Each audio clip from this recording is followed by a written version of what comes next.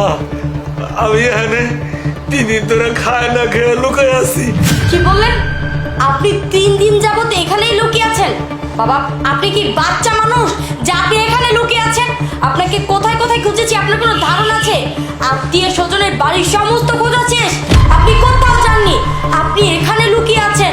আপনি যেভাবে লুকিয়ে আছেন আমাদের মান সম্মান কোথায় গিয়ে দাঁড়িয়েছে আপনি একবার বুঝতে পেরেছেন? এখান থেকে বের হন, বের হন বলছি। আর আপনি এমনটা কেন করেছেন? হ্যাঁ, তাহলে বৌমা শুনো,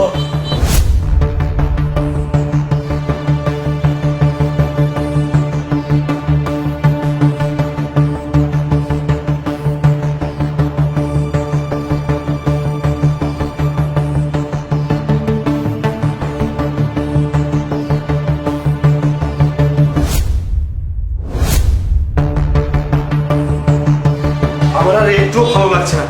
আজকে 3টা দিন হয়ে গেছে, বাবা কোথায় গিয়েছে কিছুই বুঝতে পারছে না। এই মানুষটার জন্য আমার এত খাটাখাটি আর ভালো লাগছে না, আমার পেন লাগছে অনেক।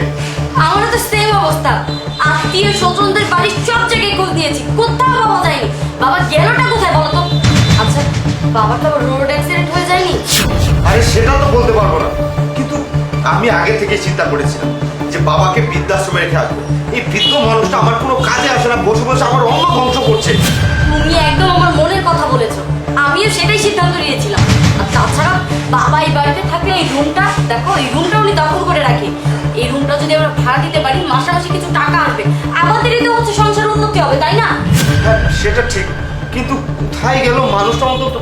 আরে চিন্তা বাদ দাও না, যেখানে খুশি গিয়েছে।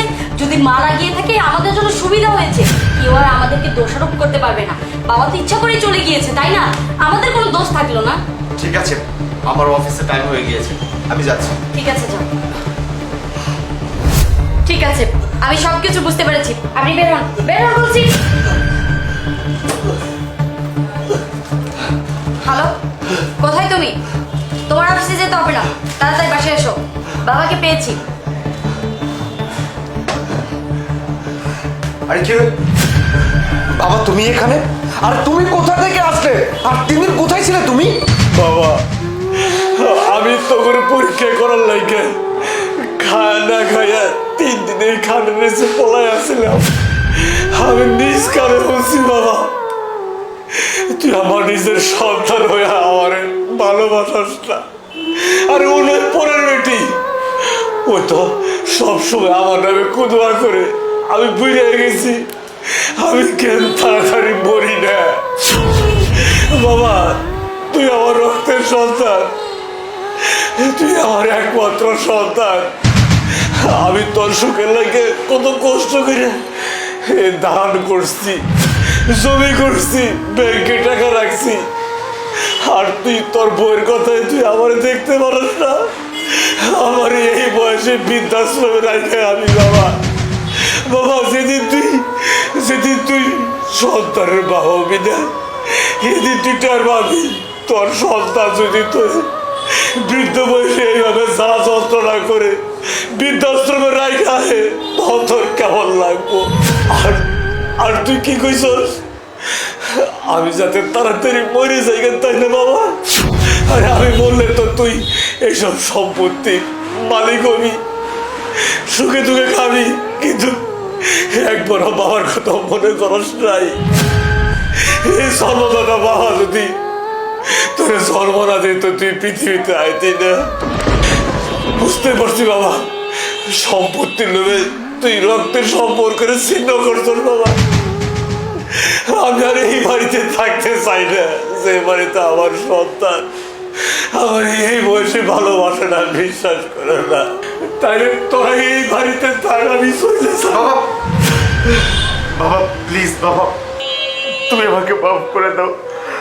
আমি এতদিন যেটা ভেবেছি সেটা ভুল ভেবেছি। আমি এতদিন যেটা করেছি সেটা ভুল করেছি বাবা। আমি এতদিন চিন্তা করেছি তুমি বৃদ্ধ হয়ে গেছো, তুমি আমার কোনো কাজে আসবে না।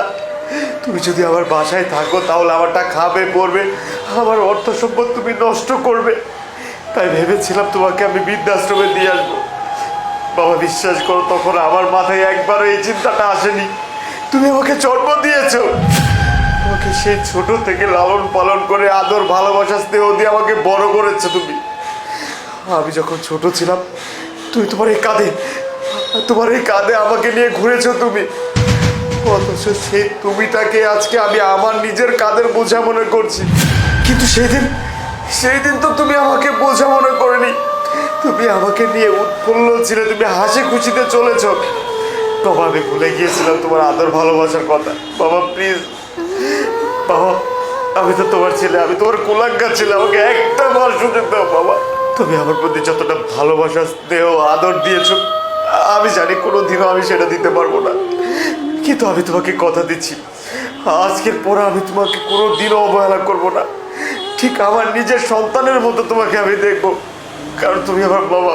বাবা প্লিজ, আমি তোমার কাছে মাপ চাচ্ছি, একটা সুযোগ দাও। কবিতা প্লিজ, তুমি বাবাকে একটু বুঝিয়ে বলো না কবিতা প্লিজ। বাবা আপনার ছেলে তো আপনার ছেলের ভুলটা বুঝতে পেরেছে, আর আমিও আমার ভুলটা বুঝতে পেরেছি।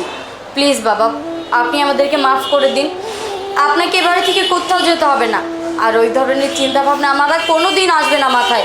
প্লিজ বাবা আপনি এই বাড়ি ছেড়ে কোথাও যাবেন না। বৌমা তুমি ঠিকই কইছ, আমার একটা মাত্র সন্তান, আমি কার সঙ্গে রাগ করে পলাই থাকবো, কথা বলবো না। তুই আমার আদরের সন্তান।